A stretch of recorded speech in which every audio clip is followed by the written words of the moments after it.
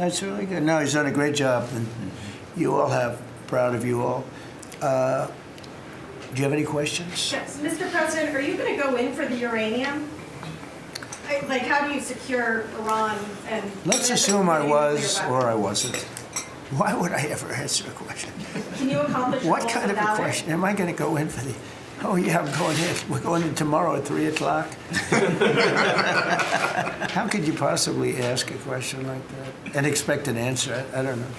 But I don't know. I think you're a friendly person, too. It's just such a ridiculous question. Mr. President, please. Thank you, Mr. President. There's been a report that potentially the U.S. is looking at diverting some munitions, air defenses that were meant for Ukraine to the Middle East. Is there any accuracy to that? Is that something you're considering? Well, I'd have to ask me, but we do that all the time. You know, we have tremendous amounts of ammunition. We have them in other countries, like in Germany and all over Europe. We have, you know, we're packed. And sometimes we take from one and we use for another. We helped Ukraine. Biden started, and he gave $350 billion away, too much, way too much. And we sell it now to NATO. We sell it to NATO, and they probably give it to Ukraine, mostly, I think. They give it to Ukraine, but we get paid for everything that we give. We don't give anything anymore. That's a tough situation, that whole Ukraine situation, very, very tough. We're working very hard on getting that one solved. It doesn't have any impact on us, virtually nothing. In fact, if anything, I mean, we sell a lot of equipment for that unfortunate war. 25,000 people died last month, 25,000, so mostly soldiers. Some in the towns, but for the most part, soldiers. They're dying. Nobody's seen anything like it since World War II. It's a terrible situation, and hopefully that's going to get settled. You know, I settled 8 wars. And many of them, I think, were more difficult than this one. In theory, they were more difficult, but there's tremendous hatred between President Putin and President Zelensky. Tremendous hatred. I've seen it before, but I've never seen it maybe to this extent. And I think that's calming down a little bit, and I think we have a chance of getting it done. But it doesn't affect us. Thousands of miles away. That's why when I heard the head of Germany say, this is not our war, about Iran, I said, well, Ukraine's not our war. We helped, but Ukraine's not our war. I thought it was a very inappropriate statement to make, but he made it. You can't erase it, but he felt that way. I said, well, you know, Ukraine's not our war, and it's not, but I would like to see all those young people stop being killed. I mean, they're being killed. It's like a slaughterhouse. What's happening there is horrible. 25,000 on average. 2 months ago, it was 31,000 people died in 1 month, Marco, right? I said, it's getting crazy. It's getting worse. Think of it, 31,000 soldiers, both Russian and Ukraine, died 2 months ago, 25,000 last month. And if I can solve that, it would be a great honor to do it. I wish it could have gone faster. I solved other ones in 1 day that had been going for 32 years. We stopped one that was starting. It was already started. India and Pakistan, and the Prime Minister of Pakistan, a very fine gentleman, said President Trump solved something that was going to cost 10 million lives. That was going to cost a lot of lives, 2 nuclear nations. And those were complicated, but we got them done quickly. This one is, it's a shame. And the only reason I'm doing it, frankly, is because I want to stop death. I want to stop the death from happening. I think I'm going to go with a man that I've missed, Brian. I haven't seen you in a long time. I miss you. He's been in a very strange location. I don't know. He's had a strange thing happen. But anyway, go ahead, Brian. Well, good to see you too. Actually, good to see the entire cabinet here, Linda. Good to see you too. You talked about gas prices coming down. Yeah. Obviously, they will. But would you ever consider suspending the federal gas tax in order to kind of temporarily alleviate some? Well, some people should do that. As an example, in California, every time prices go down, his prices go up because the gas tax is bigger than the tax itself, bigger than the product itself. It hasn't. I mean, we've thought about it, I guess, but honestly, when I did this, I knew it was going to be a little bit net. We had the greatest economy ever. We had the greatest stock market in history. I said, we're going to take a little bit of a hit, a short-term hit. It's going to end up going much higher than it was, in my opinion. I said we're going to have a great stock market. Nobody thought we could get to 50,000 or 7,000 in the respective indices. Nobody thought that was going to happen, but it did in the first year. They said it couldn't happen in 4 years, that you wouldn't hit 50 in 4 years, but you could maybe get close. We hit it in the first year. And I said, this is a good time to solve a problem that you had to solve. And that's what I did. But the gas tax, people have talked about it. It's something we have in our pocket if we think it's necessary. And if I can follow real quickly, you just recently took off, Secretary Duffy, 17,000 truckers off the road that quite frankly, could not speak English, which is a safety issue. Yeah. Could we ever extend that to Uber drivers, Lyft drivers, cab drivers, for someone who takes a lot of Ubers? A lot of my drivers can't speak Oh, well, that's not good. I didn't like that. Go ahead, John. So that's a really good point. The problem is that our states are the ones that issue these licenses. So with commercial driver's licenses, we do have some federal control.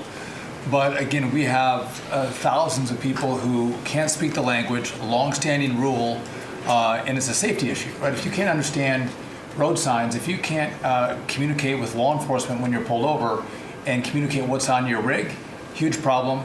But the last administration, Mr. President, they let truck driving schools self-certify that they were qualified to train truck drivers. And so this is like the Leering Center. So you pay $800 and you get a certificate that you passed a CDL driving school. And again, they have no skills. They don't have the knowledge. They don't have the skills. They haven't gone through any of the testing. And then they get licenses, and they're killing Americans on our roads. So it's remarkable, the rot that the last administration allowed to take place. We are ending that, and I need partnership with our states. Even California started to come on board. Even Gavin has started to play ball with us, which is surprising. Shocking. Not all the way, a little bit of shocking. Mr. President, It's interesting because I just saw something that the nursing home business and the daycare centers in particular, they went out and inspected them in Minnesota, and they didn't exist. They're knocking on the door. He happens to be a young man, Nick, nice young man. He's done a very good job. They're knocking on doors. It's like homes, and they're getting hundreds of thousands of that. They didn't exist, and in California, it's worse. It's even worse.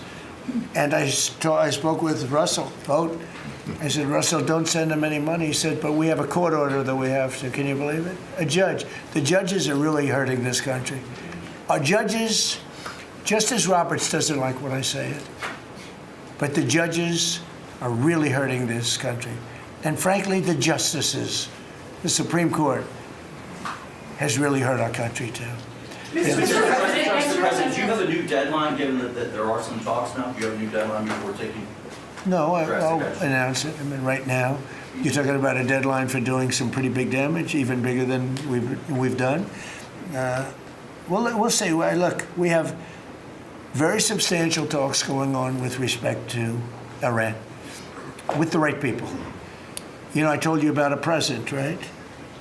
Steve, can I reveal the present? You can do anything you want. Thank you. They said to show you the fact that we're real and solid and we're there, we're going to let you have 8 boats of oil, 8 boats, 8 big boats of oil. This was 2 days ago. And they'll sail up tomorrow. That was 3 days ago. And I didn't think much about it. And then I watched the news, and they said, a very good anchor, actually, happened to be Fox. But I watched it, and he said, something's unusual happening. There are 8 boats that are going right up the middle of the Hormuz Strait. 8 big tankers are going loaded up with oil right through. And I said, well, I guess they were right, and they were real. And I think they were Pakistani flagged. Yes. And I said, well, I guess we're dealing with the right people. And actually, they then apologized for something they said, and they said, we're going to send 2 more boats.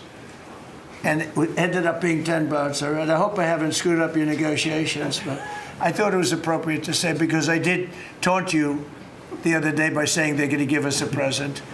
Yeah,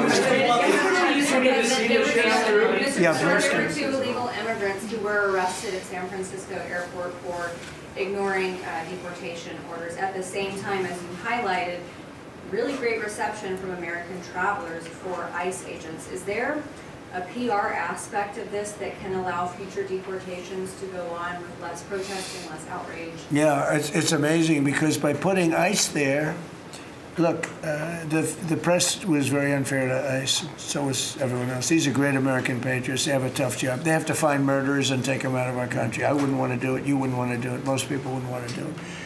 They do it. And, 11,888 murderers. And that's murderers.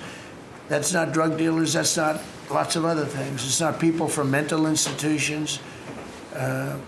Entire jail populations were released from major countries and let into our country through the open border. And ICE has done an amazing job. I wouldn't want that job. It's a tough job, dangerous job.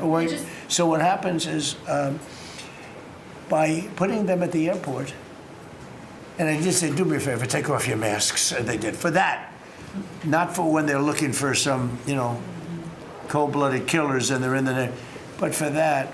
And they did. They took them off. And the passengers, I see the interviews of people, they're saying, these are nice people. One person said, he's a very strong man, but he's a nice guy. He grabbed my bag. He helped a woman with a bag that she couldn't lift. And I'll tell you, I don't want to use the word rehab because there was nothing to rehab, but rehab from the press, because the press is so tough on them. And these crooks in Minnesota, these crooked politicians and dirty cops, they're dirty cops, they're dirty politicians. Waltz is a dirty, crooked politician. The Attorney General is a crooked guy. He's no investigations, and I hope JD's going to do a great job. He's in charge of it now with somebody who's very talented. But I think it's easy stuff. They say $19 billion, think of it, is missing. $19 billion. If we would solve half of the fraud problem, Pam, in this country, we would have more than a balanced budget. We'd have a surplus. And in the case of Minnesota, it's very Somalia-oriented. Think of it. These people come from a crooked country, disgusting country, one of the worst countries in the world, acknowledged to be one of the worst countries in the world. Some people say it's the worst. They have no money. They have nothing. They come to our country, low IQs, and they rob us blind. Stupid people. And they rob us blind because we have crooked politicians and we have dirty cops. The Attorney General is a dirty cop. It's my opinion. It's only my opinion. And something should be done about him. Let's see what kind of job he Mr. President, can do. yesterday you said that you hate mail-in ballots. Excuse me? Should Iran be able to charge a toll for the Strait of Hormuz? They're charging some vessels to go through. Oh, yeah. Well, should they be able to? I mean, they shouldn't be able to, but they're doing it a little bit. I don't know. Look, their capability is a lot less than it was 2 weeks ago. And with every week and every day, frankly, it gets less and less. All I can tell you is they're begging to make a deal. So let's see what happens. We may make a deal. Yesterday you said that you hate mail-in ballots. Tell me about mail-in ballots. Go ahead. You mean I used a mail-in ballot? You probably said, yeah, I did. Why did you You know use what? that? Is Because there I'm no president bias? of the United States, and because of the fact that I'm president of the United States, I did a mail-in ballot for elections that took place in Florida, because I felt I should be here instead of being in the beautiful sunshine But you taking. were in Palm Beach, sir, the last few weekends. That's right, and Could you have gone in I person? decided that I was going to vote by mail-in ballot because I couldn't be there, because I had a lot of different things. But we have exceptions for mail-in ballots. You do know that, right? So if you're away, we have an exception. If you're in the military, we have an exception. If you're on a business trip, we have an exception. If you're disabled, we have an exception. And if you're ill, if you're not feeling good, whatever. So I was away, mostly in Washington, D.C., so I used a mail-in ballot. But I appreciate the question because I know it was so well-meaning. Yeah. Mr. President, I actually just looked up the company that owns Sharpie, and they stopped turning positive after you mentioned it. Question on your end. By the way, they deserve it. Yeah, question on It's a your end. good product. So you gave a 5-day deadline. With oil tankers going through the Strait of Hormuz, is that a condition to move that 5-day deadline? Well, we don't want anything impeded. We want ships to go through. We don't know that they've dropped any mines, by the way, because we blew up all their mine droppers, right? We blew up every one of them. They're going to have to take them out on a rowboat or something. I don't know how the hell they get them out there, but we don't really know. You might speak to it. We don't know. There could be a few of them out there, but that's a lot. You know, if you have $1 billion ship and you get hit by a mine, it's not the greatest thing in the world. So if you think, the problem with that, that's not like you've decimated a military. If you think there may be a mine, that's a bad thought, and it stops things up. How are we doing in that regard, Peter? Mr. President, you're right. We have so heavily degraded their coastal defense capabilities and their naval capabilities that any strategic or operational attempts to do those types of things are extremely limited. And we continue to move over the top of that. Now, whether Iran makes a wise choice or not to try to execute that is part of how this deal comes together. But with every passing day, the military pressure that we're putting on them lessens their ability to really hold that militarily at issue. I mean, the problem with the issue of the Hormuz Straits is this. We've decimated them as a military. No Air Force, no Navy, very few rockets left. We blew up so many. Hard to manufacture them. Same thing with drones. The leadership is gone. The problem with the Straits is this. Let's say we do a great job. We say we got 99%. 1% is unacceptable because 1% is a missile going into the hull of a ship that cost $1 billion, right? So 1% is we can't. If we do a 99% decimation, that's no good. So it's really, you know, a little bit. But I have a feeling it's going to clean up pretty quickly. I could just say this: they want to make, and I probably hurt our little negotiation. It gives them a little impetus to say, well, I wish you didn't say that. But they said yesterday that we weren't negotiating with them, and now they admit that we were negotiating with them. So they want to make a deal. The reason they want to make a deal is they have been just beat to shit. So the Are you thinking of taking control of Iran's oil? It's an option. I mean, I wouldn't talk about it, but it's an option. Is that something you thought about? Well, in Venezuela, we've done very well working with Venezuela, certainly. And we've taken in billions and billions of dollars. And by the way, Venezuela is doing better right now than they've ever done in the history of their country. And it's sort of like a joint venture. But the United States has made a lot of money, Marco, right? With it. Do you want to talk about that for a second? About Venezuela? Yeah. Yeah, I mean, I think Venezuela in the first 2 months of this year generated more revenue from oil sales than they had in most of all of last year. But the money's not being stolen anymore. And it's being held in a U.S. Treasury blocked account. And to the extent it's flowing to the Venezuelan government, it's going to help people, like fund hospitals, pay teachers. It's not And we being get a stolen. lot of it. And they got more than they have in many years. Think of it. We get a lot of it. We have a deal. We get a lot of it. We had 100 million, think of this, 100 million barrels we took in the first 2 weeks. 100 million barrels. That's a lot of oil. It's a lot of ships. And we got some and they got some. We paid for the ships. A lot of money left over. And Venezuela has done better now with us. Call it a partner, call it whatever you want. We've made a lot of money, and they've made a lot of money. We've paid for the cost of that military hit many, many times over. And we've only just started. Our relationship with Venezuela has been amazing.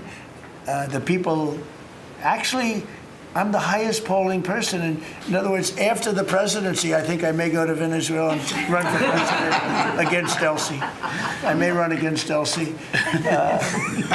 It's an option. No, they like me in Venezuela, but it's an option for me. It's a wonderful option. Yes. There's some reports that Gulf allies are concerned about winding down the war too soon and potentially leaving Iran. Well, they'd probably like us to stay, but But the concern. If we don't stay, look, it's a beautiful thing about airplanes that go 2,000 miles an hour is you can get back there very quickly. If we don't stay, we're going to be protecting them. We know, they've been very good. Hey, Qatar, Saudi Arabia, in particular, Qatar, Saudi Arabia, UAE, the three of them, Kuwait, Bahrain, they've been 100%. Now, in all fairness, they could have gone the other way. They were surprisingly missiled. They were shot at. Nobody ever thought they'd be shot at. UAE had 1,400 missiles aimed at them. Fortunately, they had the greatest anti-missile weapon in history called the Patriot. Almost every single missile was shot down. We had an incident recently where 101 missiles were shot at a certain thing that we own. It's very valuable. 101 missiles going 2,000 miles an hour. Out of the 101 missiles, every single one of them was shot down in midair and fell into the ocean. It's amazing technology. There's nobody has equipment like we have. Is it even possible that Iran still has that enriched uranium? Is it even possible to Well, wind you're down? going to have to see, but, I think we're in just very good shape. We're roaming, you know what we're doing? You know the word roaming free? We're over their skies with the most beautiful planes you've ever seen. Roaming free, there's not a damn thing they can do about it. And it would be nice if, like the fake news New York Times, which writes so fake, and the Wall Street Journal is terrible, terrible. I mean, I read a story today that I'm desperate to make a deal. If I was desperate, he'd be the first to know. Pete, let's get the hell out of there. I'm the opposite of desperate. I don't care. I want to know. In fact, we have other targets we want to hit before we leave. We're hitting them on a daily basis. No, I don't talk about you. I can't talk about specifics. A lot of people say that wouldn't matter. Maybe it does matter. Who knows? But I wouldn't talk. It's like the question this young lady asked. Sorry about I embarrassed her. I don't want to embarrass you because I think I think she's a friendly reporter, so I'm sorry. But I can't say what we're going to do because if I did, I wouldn't be sitting here for long. They'd probably, what is it called, the 25th Amendment? They'd institute the 25th Amendment, which they didn't do with Biden, which is shocking. The hardest question is really safe enough to leave the region because Steve said that they've got enough uranium to make 11 bombs. That's a very scary thing. So, well, it's again, I can't talk to you about that. Okay. You're asking me a question. You're essentially saying, will I go in and do something? I can't talk to you about that. Mr. President, you're looking at a coalition of ships to help, warships to help protect tankers. How close are you to getting that coalition? Well, we have a coalition for them, but they should have been up here a long time ago. And they're affected. The amazing thing is we don't need the Hormuz Strait. We don't need it. We don't need it at all. We have so much oil. Our country is not affected by this. We have twice the amount of oil as Saudi Arabia or Russia, and soon it'll be 3 times the amount. Chris, do you want to speak to that for a second? Yeah, that's correct. Our total oil production is greater than Saudi Arabia's plus Russia, and more than we consume in the United States. So we're the largest. Pretty good. Yeah, pretty. You know what they call it? Drill, baby, drill. Mr. President, Anything else you want to say? Well, it's same thing for natural gas. We went, before your first term, we were the largest exporter of natural gas in the world. Today, we're just by far the largest. I mean, we're the largest importer. Now we're by far the largest exporter, and it's growing rapidly this year. New facilities are coming online. New production's ramping up. We're doing an amazing job. We're getting a lot of help from that man right over there. He's getting approvals done quickly and very environmental. He's an environmentalist, actually. He does a great job, but he gives you a fast approval or rejection. Do you have anything to say? Well, back on Venezuela, where Chris and I have both had a chance to be there, I literally think they're going to put up a statue to President Trump. And I'm not being, it's not a political statement, it's an actual thing. So. That would be a great honor. No, because it's like they view President Trump like Simon Bowler. He's the liberator of a country, and this is a country where they love American baseball. You look on the street, they're wearing NBA jerseys, and Delcy and her team working with us, getting back. Chris and I both experienced, it was the first time in Venezuelan history that they had the free press allowed to come on to essentially where the White House, the Palacio Miraflores, and it was like it was an emotional thing for people that had been for 20 years had never had a chance to be there. So whether it's and then production, it's showing up in production. The American companies that are coming back, most of those American companies have many American Venezuelan team members. One company in Houston's got 600 Venezuelan Americans that know more about reviving that industry. So their GDP is a 1/4 of what it was before. They want to get back. They remember what it was. Their production on oil production is climbing towards 50% increase just in the 3 months we've been here. That flows to American refineries on the Gulf Coast, lowering the price of gas in America. So it's a Forget that. When are they going to do the statue? The hell with you.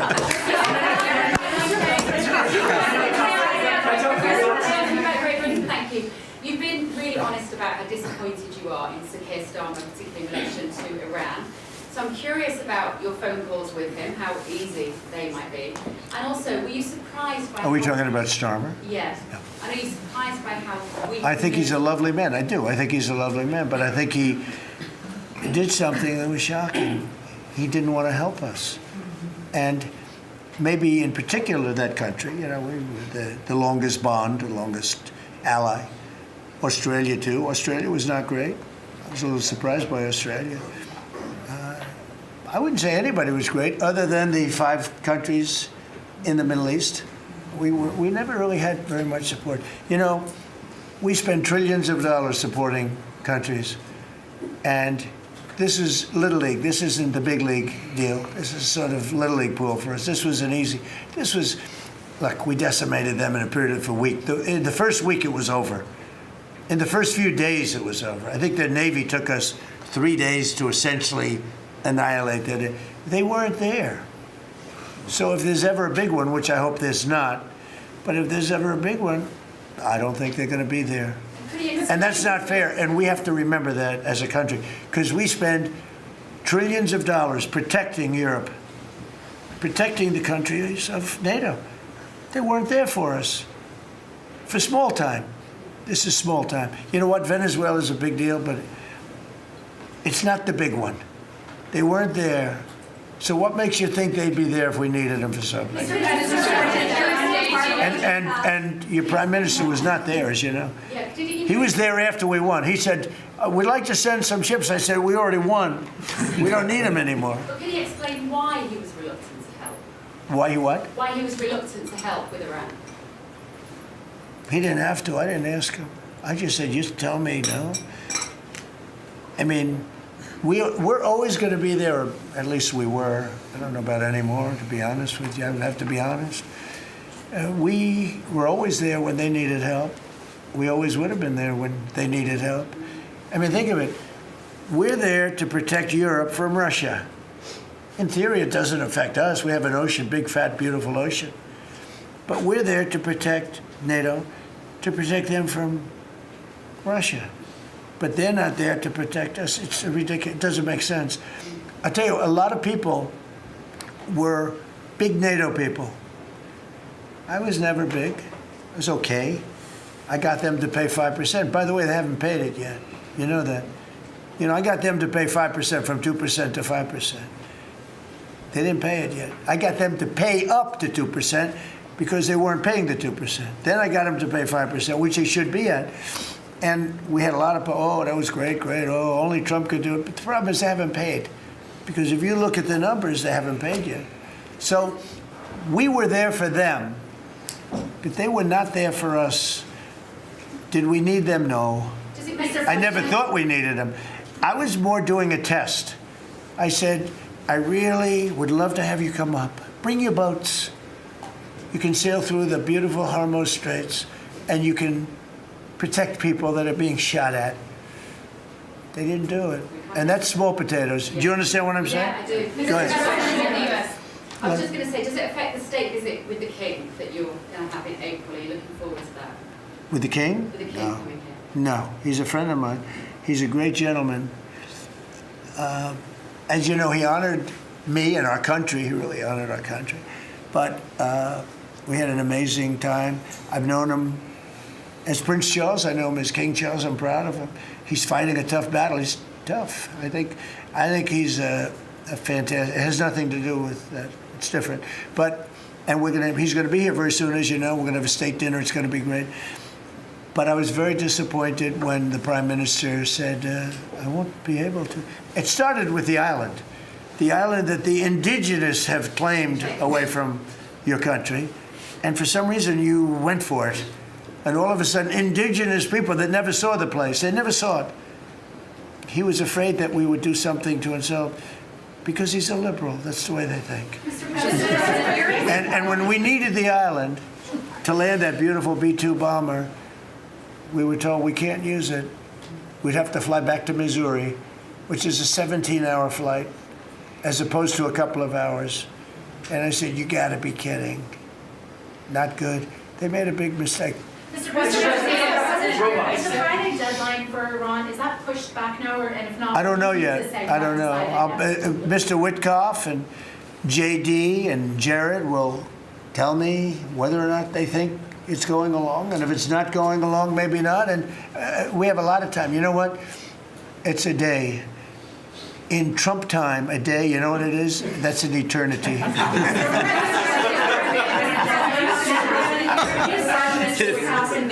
Say it, what? European Parliament just passed a major deportation plan. Some of the tenets of it are that member states can deport rejected asylum seekers to third countries regardless of whether they have a connection to it.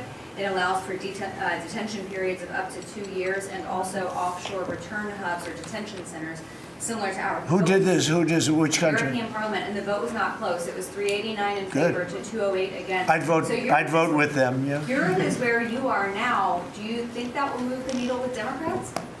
I don't care about the Democrats. The Democrats hate our country. The Democrats are in chaos right now, and they have no common sense. You know, they have one quality that's amazing. They stick together. And it's harder because they stick together in a ridiculous policy like men playing in women's sports, open borders for everybody, including murderers and anybody else that want it. We're open to you. Come in, murderers. You know why they do that? They do that for a couple of reasons, but they do it for votes because they think they're going to vote for the Democrats, even though I did great with the Hispanic vote, tremendous with the Hispanic vote. You know, I turned that whole thing around. The Hispanics like me, and I like them. And you know, it's interesting with the Hispanics. When I built the wall, everybody said, oh, that's going to ruin us for the Hispanic. It was just the opposite. They know all about immigration, and they know all about death and crime, and they're smart people, and they have common sense. They wanted to be protected from the people that were coming into our country. So, you know, I won the election with a very tremendous Hispanic vote, and I think it's higher now than it was then. So, we're a party of common sense. The Democrats are a party of insanity. They're a party that will destroy our country. If I didn't win this election, I believe our country would have been destroyed by now. 1 year, that's all it would have taken. If you had Kamala or Sleepy Joe, either one, it wouldn't have mattered. They're the same thing. Two sleepy people, two stupid people. I believe, and by the way, Gavin Newsom, who is one of the candidates, I believe he took himself out of the running when he says he suffers from mental disability.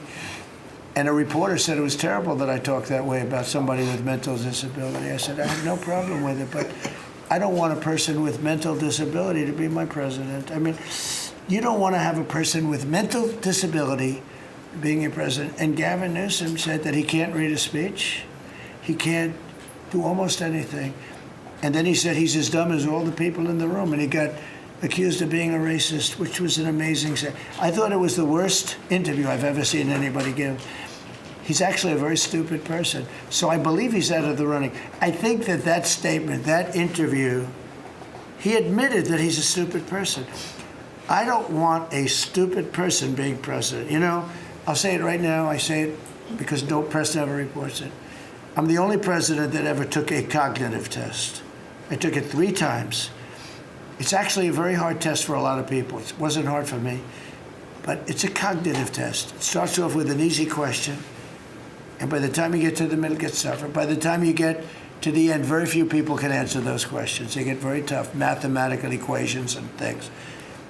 I took it 3 times.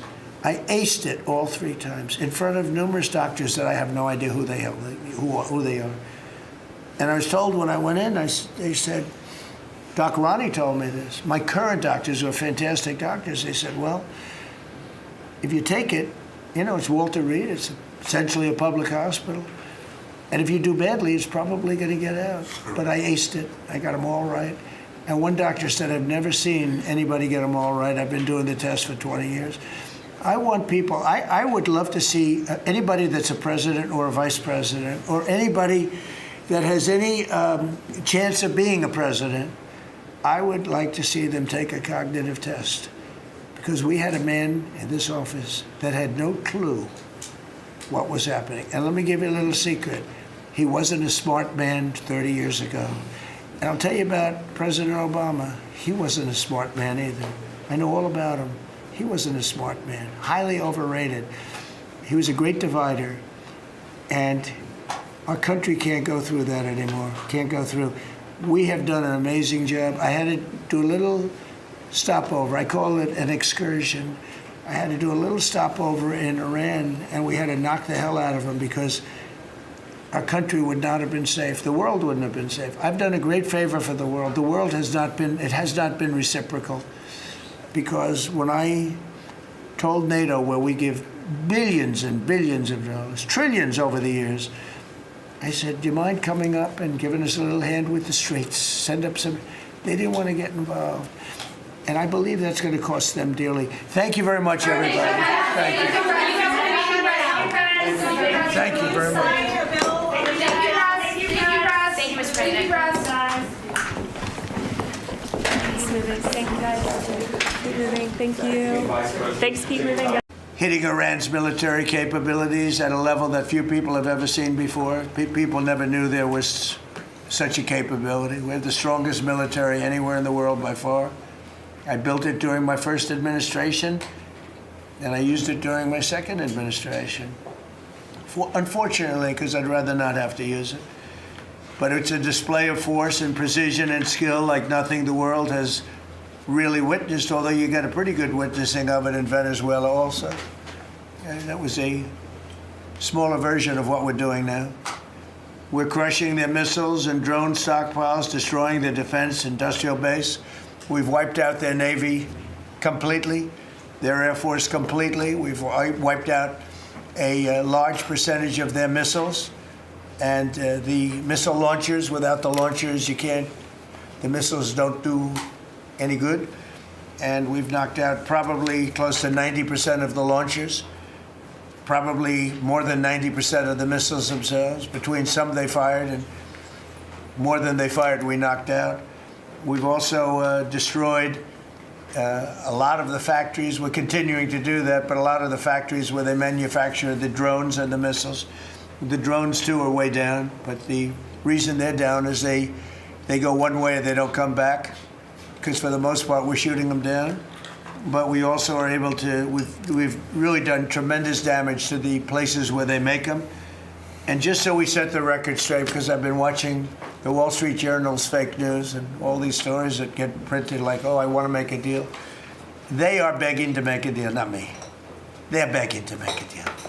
And anybody that saw what was happening over there would understand why they want to make a deal. But they say, oh, we're not talking to them. Anybody would know that. And only a total fool. And they're not fools. They're very smart, actually, in a certain way. And they're great negotiators. I say they're lousy fighters, but they're great negotiators. And they are begging to work out a deal.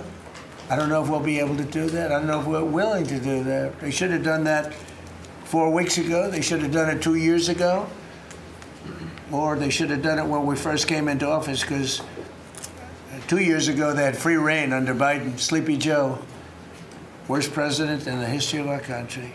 When he allowed to happen to our country at the borders, and even with a thing like this. But not just him. Every president for 47 years, every president should have done this. They should have done it a long time ago, because you cannot give lunatics a nuclear weapon, and they would have had a big one.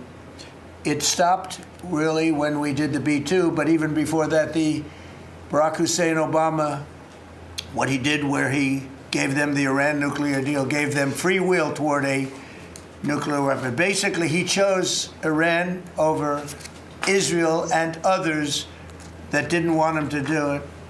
But I terminated that deal. Had I not terminated that deal, you would have had a nuclear weapon years ago, and it would have been used, guaranteed. And one of the reasons you know about the guarantee is because their neighbors were sort of like bystanders. They weren't involved very much. They didn't choose heavy sides. They didn't want to because people were concerned with Iran. There was a big black cloud over the Middle East. They were concerned, but all of a sudden the war starts and they start shooting at these five, in particular, 5 countries.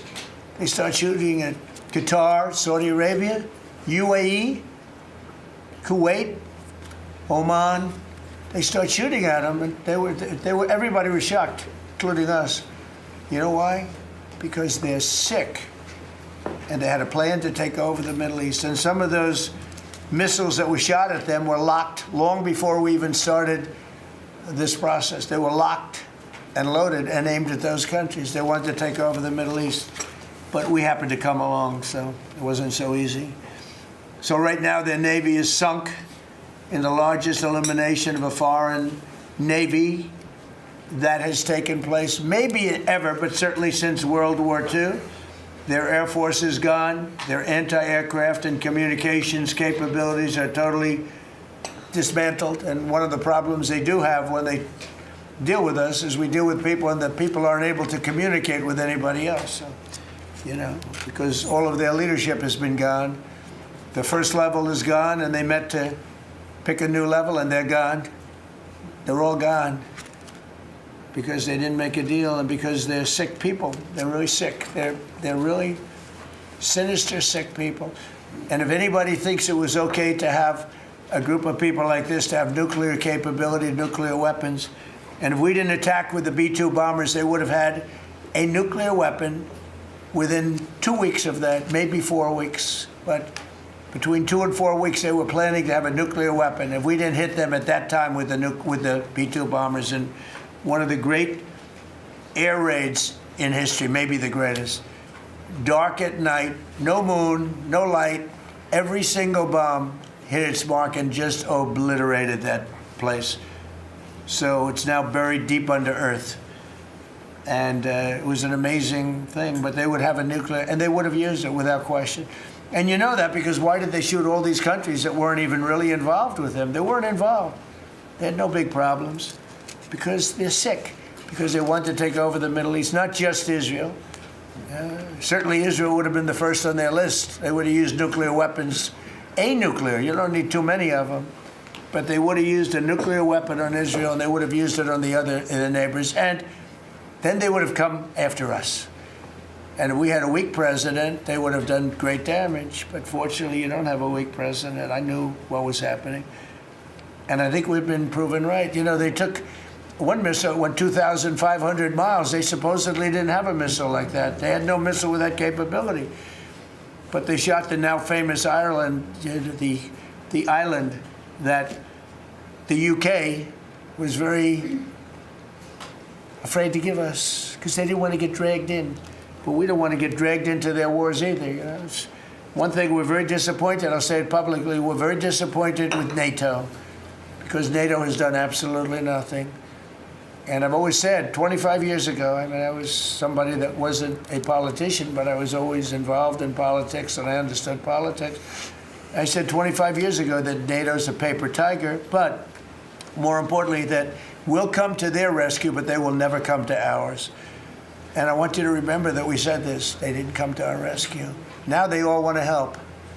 When they're annihilated, the other side is annihilated, they said, we'd love to send ships. They actually made a statement, a couple of them, that we want to get involved when the war's over. No, it's supposed to get involved when the war's beginning, or even before it begins. We had the UK say that we'll send, this is 3 weeks ago, we'll send our aircraft carriers, which aren't the best aircraft carriers, by the way. They're toys compared to what we have. But we'll send our aircraft carrier when the war is over. I said, oh, that's wonderful. Thank you very much. Don't bother. We don't need it. And we don't need it, and we don't need them. We estimated it would take approximately 4 to 6 weeks to achieve our mission, and we're way ahead of schedule. If you look at what we've done in terms of the destruction of that country, I mean, we're way ahead. Think of it, they have no Navy, and they had good ships. 154 ships have been shot down and are resting very nicely at the bottom of the sea. And we did that in a matter of less than a week. Because we have the greatest military in the world by far, nobody even close. So we estimated it would take approximately 4 to 6 weeks to achieve our mission. 26 days in, we're extremely, really a lot ahead of schedule. The Iranian regime is now admitting to itself that they have been decisively defeated. They're saying to people, this is a disaster. They know it. That's why they're talking to us. They wouldn't talk otherwise. But they're talking to us because they've got a disaster in their hands. They're defeated. They can't make a comeback. We're free to roam over their cities and towns and destroy all of their crazy nuclear weapons and missiles and drones that they're building. Oh, we're doing that. They now have a chance to make a deal, but that's up to them. And they'll tell you, we're not negotiating. We will not negotiate. Of course they're negotiating. They've been obliterated. Who wouldn't negotiate? They are begging to make a deal. We'll see if we can make the right deal. And if they make the right deal, then the strait will open up. Hormuz Strait will open up. And even now, we don't know if there are any mines. You know, they have 22 they call mine droppers. Think of it. Who would have 22 mine droppers? There's a boat that drops mines. Who has 22 mine droppers? Except for people with very evil intention. So every one of those mine droppers has been struck with the same weapon we used to stop drugs from coming into the United States of America. When we hit those boats, it's the exact same weapon, extremely effective. We have unlimited supplies and extremely effective. But they have no more mine droppers. By the way, speaking of drugs, we're 98% down drugs coming in by water, by the ocean, by the sea. 98%. And we're trying to find out who are the 2% because we think they're the bravest men anywhere in the world. Maybe women. But whoever's on those boats is very brave or doesn't watch television. But where drugs coming in by sea, coming in by water, are 98% down. And now we'll stop the drugs coming in by land. The land is the easy one. You had to stop the water. A lot of it came in through the water. Now it's all pinched. And these people are trying to come in by land. And we will, that's it, that's the easy one. But we had to take care of the water first. Nobody's coming in. Virtually nothing is coming in anymore. It was hundreds of millions of dollars a week were coming in by water. But they now have the chance, that is Iran, to permanently abandon their nuclear ambitions and to chart a new path forward. We'll see if they want to do it. If they don't, we're their worst nightmare. In the meantime, we'll just keep blowing them away, unimpeded, unstopped. Well, there's not a thing they can do about it. They can't do anything about it, you know. I tell you, if they could, you'd be hearing about it. You'd be hearing about it. You don't hear anything about it. They can't shoot our jets. We have the best military equipment in the world. No, not even a contest. And you see that with Venezuela. They had other equipment. They didn't have ours. It didn't work. Didn't work. Think of it. We did the situation in Venezuela. It was a great military operation, getting a very, very dangerous man who's killed a lot of people, forced people into our country. Incredible. He emptied his prisons in Venezuela, emptied his prisons into our country, and I hope that charge will be brought at some point, because that was a big charge that hasn't been brought yet. It should be brought. He emptied his prisons into our country and was a major purveyor of drugs coming into our country. And he's now been captured and, I guess be given a fair trial. But I would imagine there are other trials coming because they've really sued him just in a fraction of the kind of things that he's done. Other cases are going to be brought, as you probably know. In the meantime, with Iran, we're going to keep doing what we've been doing, and nobody's a match for the United States, but they're not a match for the United States. It's small potatoes. That's why I'm so disappointed in NATO because this was a test for NATO. This was a test. You can help us. You don't have to, but if you don't have, if you don't do that, we're going to remember. Just remember this in a number of months from now. Remember my statements. They have an expression, a great expression. Never forget. Never forget. So as we end threats to America abroad, we're focused here at home on building the greatest economy in the history of the world. Now, before this started, the Dow hit 50,000. The S&P hit 7,000. Both of those achievements were not achievable. Every one of you, most of you, I guess, said you'll never hit 50,000 during a 4-year period because it was too high a number. Well, we hit it in our first year. And I said, well, now we have to take an excursion to Iran and we have to stop this maniac who's no longer with us. The supreme leader wasn't so supreme, no longer with us. It's very sad. But we have to stop him from blowing up the world, blowing up the Middle East, and blowing up our country. And we did that. And frankly, I thought the oil prices would go up more, and I thought the stock market would go down more. Hasn't been nearly as severe as I thought. I think they have confidence in maybe the American president and maybe the people sitting around this table. But Americans filing their taxes this year are receiving record-setting refunds. It's been a very big story. Well, it should be a big story. I don't think you read about it that much, but I speak about it. I speak about it because if I speak about it, at least people here, you don't write about it.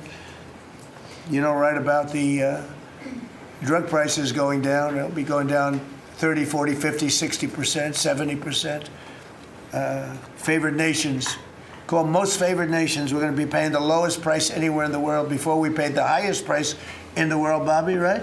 And now we're going to pay the lowest price in the world. That's quite a difference. It's a difference of from 40 to 70 and 80 and even 90%. That's a pretty big difference. But we're slashing regulations and investment is pouring in from all over the world. We have the most investment of any country in history has been put into our country in the last year. And again, we had to take a little detour. Won't be long. Going to end soon. We had to take a little detour, go to Iran, and we had to put out a fire. Very dangerous fire that could have blown up big portions of the world, if not the whole thing. So tomorrow we'll be announcing a variety of actions that we're taking to support American farmers, who we never forget. We love the farmers. We gave them $12 billion out of tariff money. We had a tremendous amount of tariff money come in, and we continue to have. We've gone, as you know, the Supreme Court gave us a very unfortunate, foolish ruling, a ruling that gives the people that have ripped off our country for many years, gives them some money back. But it's one of those things. It's a terrible, terrible, horrible mistake they made, but it's okay because we have another method that's just as good. We'll use the other method. But because the tariff money has been so substantial, we gave our farmers who have been mistreated by some countries, we gave them $12 billion, and they're extremely happy, and they deserve it. They've been great. They never complain. They just go out and they farm, and they wouldn't do anything different. They wouldn't trade jobs with any of you, except maybe some of the fake media. I don't know. Somehow I don't see that. I like their job better, actually. I love the farmers. So we gave them $12 billion.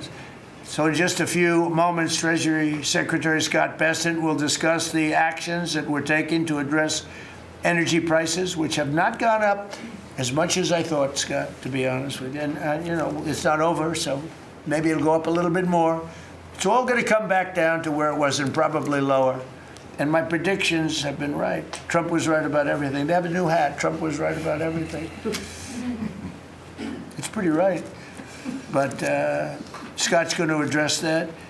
And I think before we go very much further, I want to ask Vice President J.D. Vance to say a few words about where we are with the situation he's involved with Steve and with Jared on negotiations. And then some of the others will speak. We'll have Marco say a few words. Pete Hegseth, who was born for this role.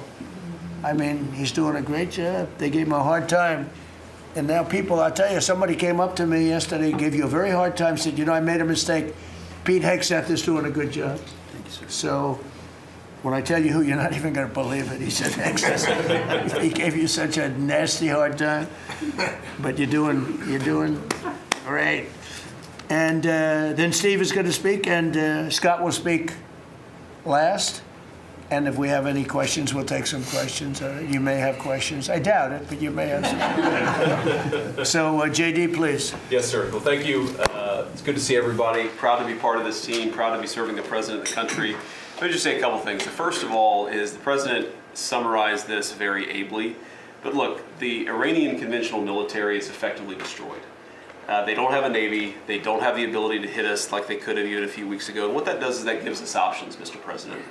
Now, there's been a lot of reporting about diplomatic options, about negotiations. There's, of course, Pete and his team. There are further military options. But what we have now that we didn't have when the president took over just a little over a year ago is the ability to use every tool at our disposal to ensure that Iran doesn't get a nuclear weapon. Because when I say options, I think it's important the American people know options for what?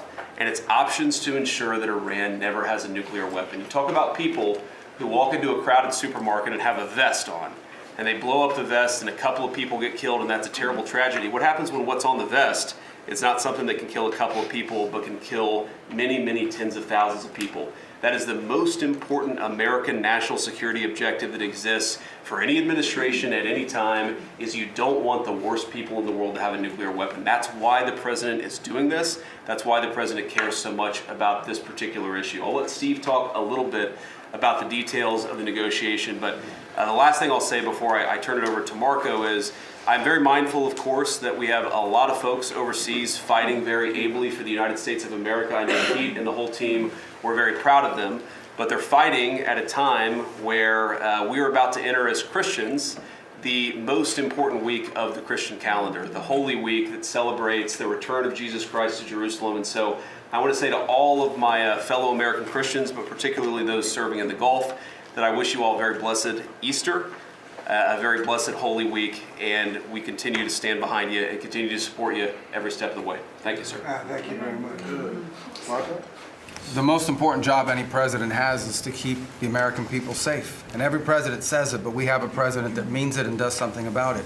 As the president outlined very clearly to the world on the night this operation began, Iran has been at war with the United States for 47 years. For 47 years, Iran has been killing Americans and attacking Americans across this planet. And other presidents had an opportunity to do something about it. And they all warned about how Iran was dangerous, but they refused to act. And this president's not someone that's going to refuse to act. He's not going to leave a danger like this in place. He's going to address it, and that is what he is doing. From the very first night of this operation, the president made it very clear. People like this, and now what I'm talking about is not the people of Iran. The people that run this country are radical Shia clerics. These are religious fanatics. Look what they are doing now. At their weakest point, this is the weakest Iran has ever been, and look at what they're doing. They're attacking embassies. They're attacking hotels. Imagine what these people would do if they had a nuclear weapon. That is an unacceptable risk for the world. By the way, the president's not just doing a favor to the United States and to our people. This is for the world. He defined very clearly on the first night of this operation what the goal was. We were going to destroy Iran's navy, and that is happening. We were going to, if it hasn't already happened, I'll let Pete speak to the specifics of it. We were going to destroy their missile launching capabilities. We're well on our way to achieving that goal. We were going to destroy the factories so they couldn't make more missiles and more drones, and that is moving forward. Every single objective the president clearly laid out on the first night of this operation is being effectuated. Again, Pete will speak to the specifics of it. This has been an incredibly successful operation. Every day, it may not get covered because, we're unlike them. We're not bombing embassies and hotels. We're hitting military targets. But every day, the Department of War lets the drummer get wicked over every portion of Iran that has these military capabilities, and the results are going to bear fruit for the world. The world is going to be a safer and a better place when President Trump's mission here is achieved. And frankly, I think countries around the world, even those that are out there complaining about this a little bit, should actually be grateful. that the United States has a president that's willing to confront a threat like this and not allow it to continue to persist. Because these people will kill as many Americans as they have a chance to do, and if they have a nuclear weapon, as the Vice President pointed out, they could kill millions of Americans in the future, and that is a risk that was not going to continue to exist as long as we had this president. Thank you, Marco. You know, it's very interesting because yesterday I was watching, is it Anthony Blinken? And he was saying that they should have done it. But they didn't do it. Nobody did it. Nobody did it. For 47 years, Marco, that's the number, 47. I guess now it's 48, because we've been saying 47 for a long time. It's probably 48. But for 47, 48 years, every president should have done this.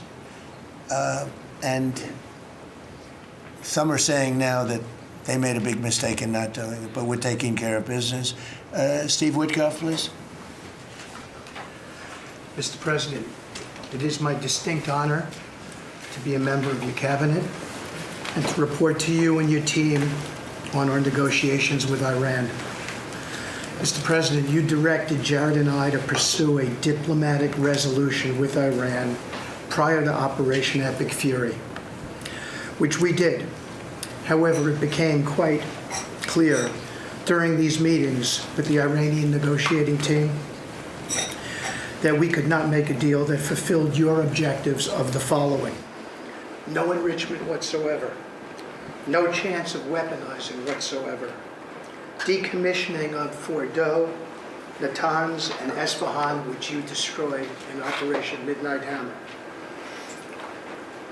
no stockpiling of any material, which they flagrantly had violated, turning all enriched material over to us, and a cutback in Iran's missile inventory and range capability of those same missiles. Throughout our meetings with the Iranians, we heard the following from them. The Iranians have the inalienable right to enrich. Then we heard they possessed enough 60% enriched material, 460 kilograms, to make 11 atomic bombs. Finally, we heard the following statement.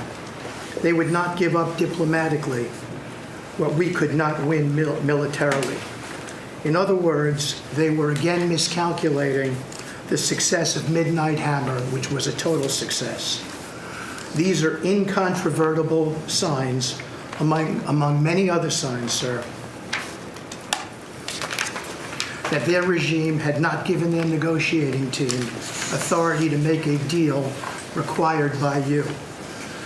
We conferred with you and all the other members of your foreign policy team, Susie Wiles, Pete Hegseth, the chairman, Marco Rubio, JD, Scott Bessent, Chris Wright, John Radcliffe, throughout all of these negotiations, and we were repeatedly rebuffed on everything we asked for.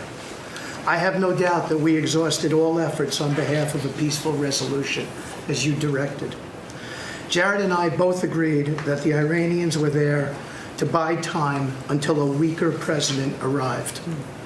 This was a flawed strategy, as your clear direction was to never allow Iran to obtain a nuclear weapon today or any time in the future. Against that backdrop, and our compelling military successes in Epic Fury, we have had multiple reach-outs from the region and others who want to play a role in ending this conflict peacefully. I can report to you today that we have, along with your foreign policy team, presented a 15-point action list that forms the framework for a peace deal. This has been circulated through the Pakistani government, acting as the mediator.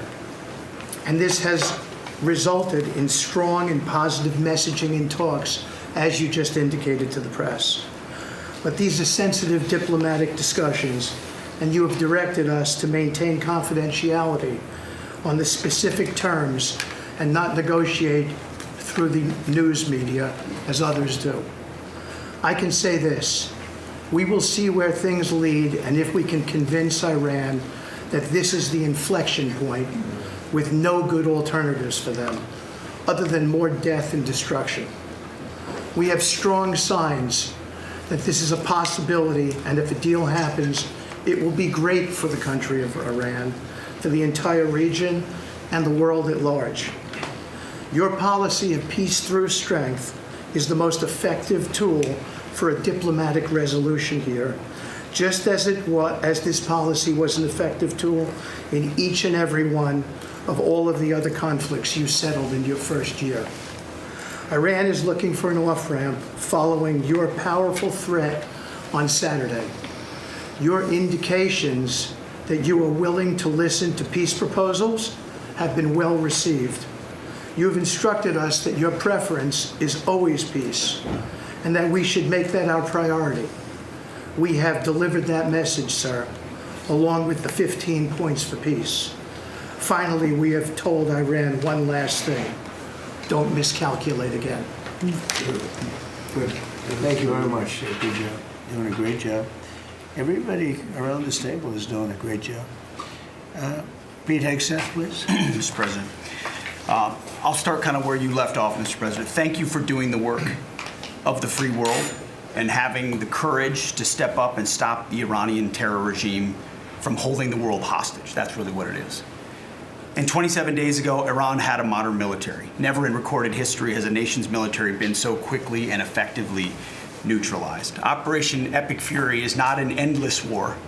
It's a decisive campaign with clear objectives to destroy Iran's offensive military capabilities and ensure they never obtain a nuclear weapon. This is stuff for the history books. This is stuff for legacy. Mr. President, you are acting now to ensure future generations do not have to live under the threat of a nuclear-armed Iran. However, you wouldn't know it if you listened to the dishonest hate Trump media, as you referenced. The folks here in the room, these cameras, they have a choice. You're either informing the American people of the truth or you're not. Because I hear it from my people every day. Behind every headline you write, there's a helicopter crew in the air. And behind every news banner you write, there's a battalion on the move. And behind every fake news story, there's an F-35 pilot executing a dangerous mission. My message to the media is get it right. This actually isn't something new to me. I may be a young guy, Mr. President, but I'm not a rookie in this realm. In 2007, I helped lead the surge, the public fight for the Iraq surge. Stood and watched people stand in the Senate and declare the war is lost before it even started. Who was that? It was Harry Reid. That was the Democrats and the media working hand in glove. Back then, it was 3 years into a war. Now we're 3 weeks into an operation. But see, unlike Iraq, this isn't a tie. This is not parity. This is not chaos. This is success, pure American success, on plan, and as the president said, ahead of pace. Over 10,000 enemy targets destroyed, over 140, I think now you're right, Mr. President, over 150 naval vessels sunk, underground facilities destroyed, their defense industrial base in shambles, and overnight, not only do they not have a Navy, Mr. President, they no longer have a Navy commander. IRGC's Navy commander was killed overnight in operation. So no Navy leader. Now that here's the thing about the media though, if President Trump had not acted, you'd be screaming, why not? And now that he has taken decisive action, you're asking, well, why did you? It's the same old tired playbook, TDS in your DNA. But the hardworking, God-fearing, patriotic Americans out there know better. And you alluded to this, President Obama, Mr. President. Here's a fact that you don't hear on your networks, but we know. Many of the Iranian military factories and bases that we're systematically destroying were paid for by the pallets of American cash that Barack Obama flew into Tehran under the Iran deal. You might call it an inconvenient truth. Iran took our money and turned it into weapons and bunkers and ammo. And now we're destroying those weapons and you're righting, Mr. President, that grievous wrong. And make no mistake, we had to act. And our objectives are clear. No nukes, no Navy, and a complete dismantling of their missile program and defense industrial base. And as Marco pointed out, that mission, and the VP as well, has not changed since day one. Yet, 2 days ago, they shot 2 failed missiles on a target 4,000 kilometers away. For years, they told the world that their missiles could only range 2 kilometers. Surprise. Yet again, Iran lied. And to the world, I say London is 4,000 kilometers from Iran. Washington, D.C. is 3,300 kilometers from Venezuela, another country President Trump did something about that partnered for a long time with Iran. So you're telling us that Iran is not a threat to the world or to the U.S. President Trump knows better. And here's what success actually looks like right now. You mentioned it, Mr. President.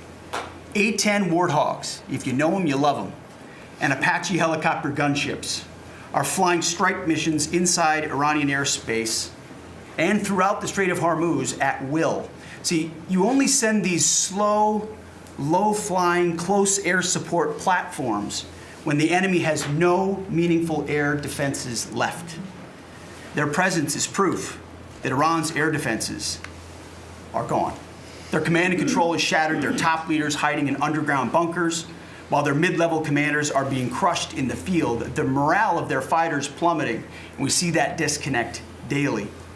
They're privately admitting, as you said, Mr. President, very heavy losses. We know that. President Trump has given us a clear mission. Our capabilities are only going up and Iran's are plummeting. We are here to win, and we're full speed ahead. So, Steve, we appreciate your efforts. We pray for a deal, and we welcome a deal, and we have the ultimate deal maker to make it happen. But in the meantime, as I said yesterday, the Department of War will continue negotiating with bombs. War is negotiation by other means. And finally, I want to thank our incredible troops, our pilots, crews, sailors, refuelers, air defenders, the absolute best of America, the real 1% of our country. This president, President Trump, has your back. And I know this cabinet prays for you every single day. We ask the American people to do the same as they continue in this mission. God bless. Thank you. Thank you very much. It's great. I think before I ask Scott to say a couple of words, it would be great if people like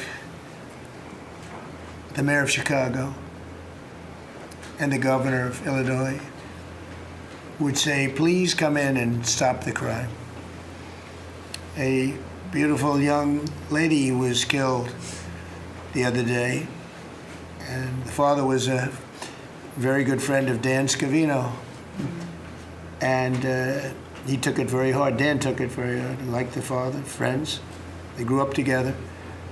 And it's a young lady whose life would be saved if we did what we did as an example in Washington, D.C., which is now a safe city.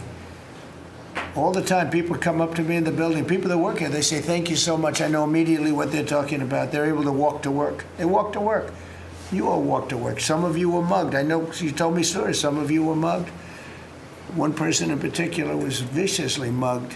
In the group right here, it's not happening anymore. You have a safe city. Louisiana, the governor of Louisiana called me, can you help me with New Orleans? They just had the Mardi Gras. He said it was the safest Mardi Gras we've ever had. Sounds terrible to say. No murders. You know, it sounds like, who would say this? No murders, but they always had murders. They had a lot of crime during Mardi Gras. He said virtually no crime. We had the troops down there. Memphis, Tennessee, I just got back. We were there. Crime is down 75%. In a short period of time, we're there 5 months. We could do that for Chicago. We could do that for New York. We could do that for L.A. And we could do that for, frankly, San Francisco. I know they have a mayor who's trying very hard. He's a Democrat, but he's trying very hard. But we can do it much more effectively because he can't do what we do. He can't take people out from the city and bring them back to the country from where they came, where they were in prisons. They were allowed to go in prisons. There were drug dealers, the highest level drug dealers, murderers, 11,888 murders. We do things that they can't do. I had friends calling me up from San Francisco. Could you give him a chance? I said, absolutely. If you want him, we'll give him a chance. And he's trying. He's doing okay, but we could do much better. We could make it a lot safer than it is. San Francisco, a great city, was a great city, could quickly become a great city again. But, you know, they're going very slowly. I tell my friends, they're very substantial people. they're in a certain business where people have made a lot of money. I hope that lasts. But they have a tremendous potential. It was one of the greatest cities in the world. Now it's got a lot of crime. And the mayor is really trying it. Again, a Democrat trying. And I spoke to him. He just wants to have a chance. And I said, we'll give you a chance. But we can solve it very quickly. This young lady would be around today if we were around, because we have nobody coming through our border. I mean, literally for 9 months, it's zero. It's hard to believe that that number can be possible, because millions of people came in through Biden. But nobody even tries. We don't have the caravans of thousands, 25, 30,000 people pouring into our border. They come up in caravans. We don't have caravans anymore. There's no such thing anymore. There's a name that I think I developed, but somebody developed it, but I think it was me. I thought it was inappropriate. And thousands of people would come up and just barge into our country, totally unchecked, totally unvetted. And this man came in, Dan, right? And he came in through the ridiculous open border of Biden. If we were there, the election was rigged. What are you going to do? Came back, big comeback. But if we were there, we wouldn't have had people coming through. It's amazing. You know, it's so easy now because everyone knows they're not getting through. We don't have any caravans. Once they know that, when it was easy to come through. When I heard that they had an open border policy, I said, boy, this is going to be, I couldn't believe it. But when it was actually, you know, it dawned on me because I had built 1,000 miles of wall, and we were finishing up some, and he didn't want to finish it up. I said, they really do want to have an open border. And we got it finished. But that young lady would be alive today. And she'd be alive for another reason, because we would have the National Guard in Chicago and in New York and in other places. And they love doing it. It's like training, to be honest. It's actually training. I never want to take them out of D.C. I mean, maybe somebody later on will do it, but I never want to take. You know, the people, they look, they say, we feel so good, we feel so safe. We see these beautiful, strong people, and they're so nice. They help. They open the doors for people. They carry bags. They pick up paper when they see paper on the ground. I looked at D.C. last night. I drove to make a speech, and I drove through, and I said, take me this way, take me that way. The city's clean. The fences are down. You don't have homeless all over your parks. I mean, we had parks. There was no room for anything else other than homeless. It's all clean and nice. And it'll be even more beautiful in a year from now. And we have some projects that are great. This ballroom is going to be something that's so beautiful for the city, so desperately needed by presidents.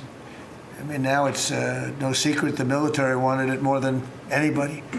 It was supposed to be secret, but it became unsecret because of people that are really unpatriotic saying things. But doesn't matter.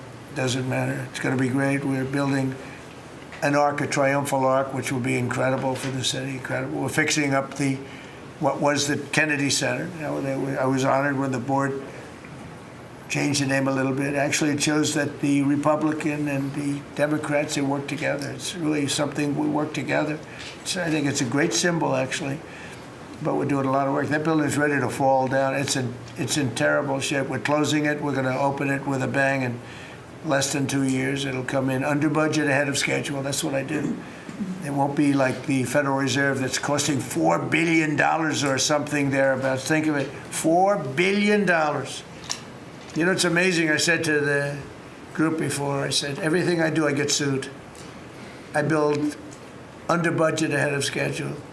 I get sued over a ballroom that's going to be the most beautiful ballroom in the country, so desperately needed. You won't have to have tents sitting on the wet White House lawn. If it rains, you get wiped out, to honor the president of China or the president of France or the president of somewhere. You can have the greatest.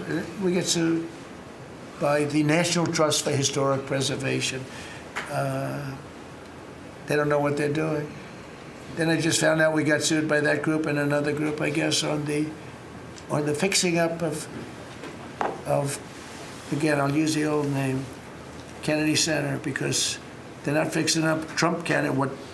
It's going to be beautiful when you add the name Trump. But we got sued. And all I'm doing is fixing it up. We're fixing broken marble. We're putting on a roof because it leaks like a sieve. We're fixing steel that's broken. It's the same building, same exact building. We're fixing it's going to be beautiful. It's going to be so beautiful and safe. It's actually unsafe. You had some of those columns on the outside that were painted a fake gold. Now we painted them a beautiful white color, beautiful cream white. It's beautiful. Everyone said it's so much more beautiful now. Instead of a cheap, you can't imitate gold. See, I'm a gold person. It's all real stuff. You can't imitate it. Someday they'll discover a paint that will look like gold, and the guy's going to be the richest man in the world. But you can't imitate real gold. It just doesn't. That's 24 karat, which is what this building deserves. But think of it. I get sued because I'm fixing up the Trump Kennedy Center. We're going to make it gorgeous and safe. We're fixing new windows, new this, but just all fix up. I got sued by preservationists. But you know who they didn't sue? The man that took this beautiful Federal Reserve building. That's small, much smaller than the hotel I built. I built the Waldorf Astoria Hotel down the road. And it was a beautiful job for $201 million. It's bigger, I think, than the Federal Reserve building. And it's got rooms and bathrooms, and it's not like just an open office space, which is much cheaper to build. Think of this. I hear he's going to be over $4 billion for a little building. He doesn't get sued by anybody but me.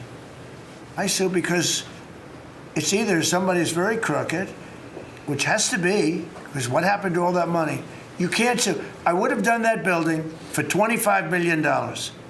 It's going to cost maybe $4 billion, and we have a great new person coming in to take over the Fed. And Kevin may not ever have an office, because I don't know if they're going to be able to build. I passed that building the other day. It's a see-through. You know what see-through means? There's no walls up. And they're going to spend.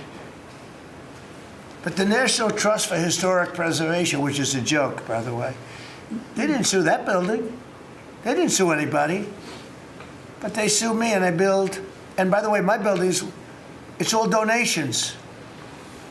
Rich people and people are putting up the money. Zero taxpayer dollars. Is that right, Scott? No, zero taxpayer dollars. This stuff is all done for free, and I get sued. This can only happen to Trump. But they don't sue the guy whose interest rates are too high. That's why we call him Too Late. His name is Jerome Powell. We call him Jerome Too Late Powell. And done a terrible job. He suffers from Trump derangement syndrome, as he probably should, because I hit him pretty hard. But so I don't blame him. But they don't sue a man who has taken this gorgeous building, ripped it down from the inside, taking ceilings that are as beautiful as you've ever seen, taking the ceilings down instead of leaving them, taking walls down that were 2 feet thick of solid concrete and plaster, replacing them with 6-inch walls with no insulation. I said, let me ask you, are you going to put insulation in? No, it's not in the budget. Oh. Insulation costs $5. Now you're going to hear the guy next door. If he's next door to me, I'll be able to hear his military plan. I'll know exactly. If Lutnick is in there, I'll say, oh, I know exactly what Lutnick's got planned. It's the craziest thing I've ever seen. They've ripped this gorgeous building apart, and you can never build it again. I could, but it costs a lot of money. But a normal person can never build. So you're going to have crummy little walls, a flat little ceiling eventually, but right now you don't have anything. And nobody sues this guy. And then when Jeanine Pirro, working with Pam and others, has the courage to sue to find out what happened to maybe $4 billion and a building that may never be occupied by Kevin Warsh. He may never get there. We're going to have to find him some space in the White House. We'll put him in the basement of the ballroom. But when, now think of it, when Jeanine Pirro and Pam and the group, when they bring a suit, It's like, oh, this terrible thing. And then we have a judge that attacks us.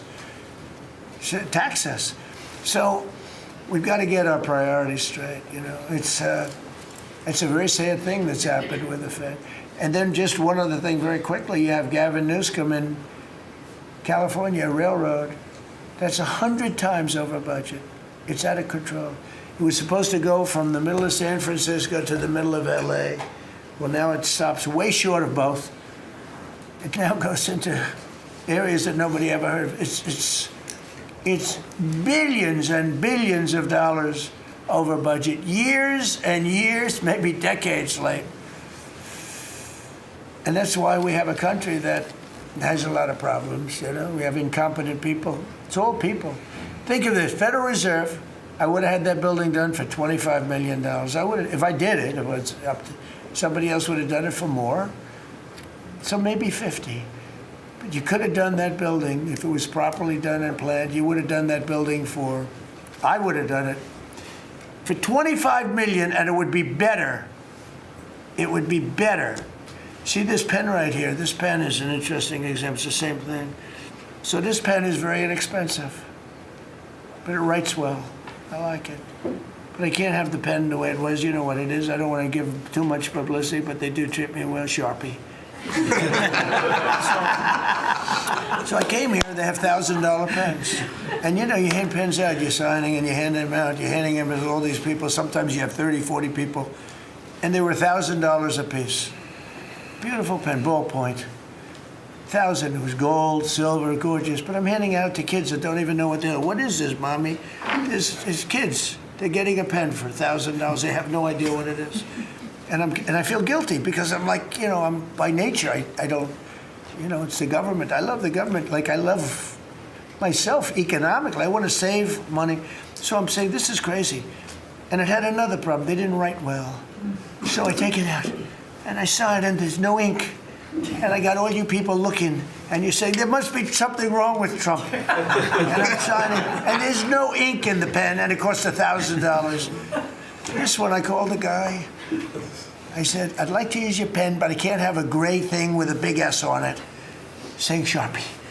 As I'm signing a $1 trillion airplane contract to buy brand new fighter jets, brand new B-2 bombers, of which we just ordered plenty. I can't do that with the press. Use your pen, but I like the pen the best, but I'll sign it. I could do like Biden did, you know? Give it to somebody else to sign, or an auto pen, or maybe sign it separately in another room, but I can't use your pen. He said, well, I can make it nicer. I said, what can you do? He said, I'll paint it black. I said, that's nice. And I can even paint the White House on it, sir, if you like, in gold. Almost real gold, not bad. And I can even do your signature, sir. And by the way, this was not staged. I just saw the pen sit there. I thought of this as an example of how $25 million spent by me at the Federal Reserve Building would be a better job than $4 billion that they're spending. And you know, one of the things that Kevin Warsh told me, he said they ripped down the nicest building. I don't know what building they're talking about. They ripped down a building, Scott, right? Kevin Warsh said it's the most beautiful building in Washington. He said the most beautiful space. They ripped it down. Why did they do that? I don't know. Do you know what he's talking about? Is it true? Yes, sir. They ripped it down. We have a moron at the Fed. Who wouldn't be lowering interest rates right now? But I want to thank Janine Pirro and Pam and her group for having the courage to bring this suit. And I believe that the contractor on that job is probably one of the richest men in the country right now. I believe that it's not possible to spend that kind of money. $3 billion, $4 billion, nobody knows, nobody has any idea what it is. But it's over $3 billion, and it's probably going to be over $4 billion by the time they finish. And it may never get finished. Unless I take it over, I'll get it finished. But it can never be what it was. It's never going to have those beautiful ceilings. It's never going to have those incredible walls. The walls were 1.5 feet thick of solid masonry. They ripped them down for no reason. And I just gave you the story. And just to finish on this one, so I told that story to somebody and said, yeah, but it's not the same thing. I said, you're right. This one is better. It writes. So the guy said to me, "You don't have to pay me, sir. I'll give them to you for nothing." I said, "No, I don't want that. Let me pay you. I want to pay you." "No, sir, you don't have to. You're the President of the United States." He was shocked. The head of Sharpie gets a call. I don't even know who the hell he is. He said, "Is this really the President?" He said, "No, you don't have to pay me, sir. This is such an honor." I said, "Nope, I want to pay you." And he said, "What would you like to pay?" I said, "How about $5 a pen?" He said, "That's all right, whatever the hell we agreed to. Peanuts." As opposed to 1,000. And these were $1,000 pens. And we were giving them out. Sometimes, you were there for signings. I'd have 30, 40 people standing behind me. I'd give out 40 pens to people. Then somebody would say, "Could I have a couple extra?" This way I go like this. "Here, you want 5? Here, take 5. But the bottom line is, they're better pens. It's a business story. So for $5, could be 0, but for $5, I get a much better pen than for $1,000. And I can hand them out, and actually they become hot as a pistol. So what can I tell you? With that, could I give it to, please, a man who's done a great job at Treasury, Scott? Good luck, Scott. Well, sir, as always, you're a tough act to follow, but that is very illustrative. Your economic leadership has made our military mission possible. Mr. President, national security, as you always say, is economic security. Your leadership has shown the American people that there is no prosperity without security. That our mighty military on one side, but the U.S. economic strength is fighting off this evil regime. The Iranians believe they are fighting a two-front war. It is the military war that our great warriors are prosecuting, but on the other side, they are trying to take control of the global economy through a choke point that we believe does not exist and that we will overcome. Your historic operation at Epic Fury seized a generational opportunity to demolish a regime that has coordinated over 4 decades of global terror and claimed thousands of American lives. Many people, especially the Democrats, underestimate the will of the American people for short-term volatility for 50 years of safety that we are going to have on the other side of this. And I believe energy prices will be lower, inflation will be lower before we had the appearance of security, which is not real security. Now, the American people and the world will have absolute security. Through your maximum pressure campaign, Treasury has worked to uncover all financial lifelines through the regime and cut them off. You gave that order last March. This was not something that happened overnight.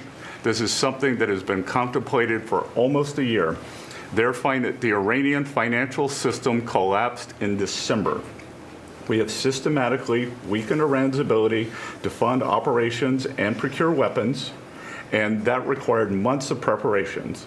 Threats to American national security have no place in the global economic system. The oil market is well supplied. We have taken actions to ensure oil supplies stranded at sea are made available to the global market.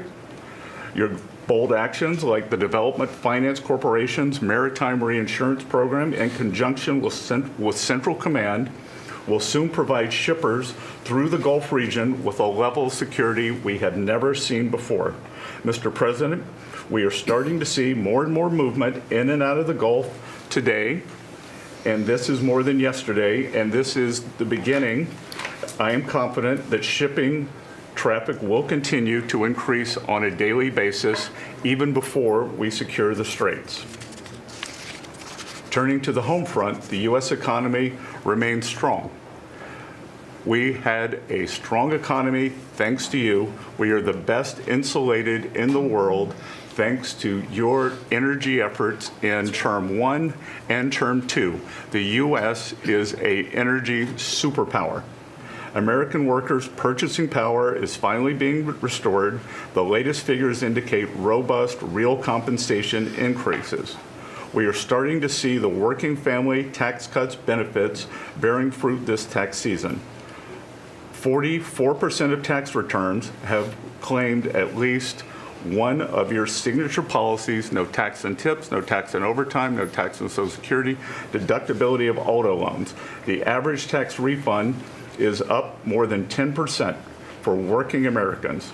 The economy you vitalize through your pro-growth policies is well positioned to withstand these temporary disruptions. The United States dollar has reasserted itself as a safe haven asset. The U.S. dollar has appreciated since the hostilities began because everyone knows, thanks to your efforts, the U.S. economy is the best position in the world and capital is flowing in. Efforts to reprioritize economic security are ensuring the United States remains secure, resilient, and prepared for the challenges ahead. As we approach the 250th anniversary, America will never be safer and more secure militarily and economically. Thank you. I just want to ask you a question. Is this guy central casting? I'm looking at him. I'm in Treasury. He might not be so good for war. I don't know. Pretty good. No, I'm looking pretty good too. I'm looking at this guy. He's central casting. Even the glasses are perfect. Where do you get those glasses? I think I'm going to get glasses.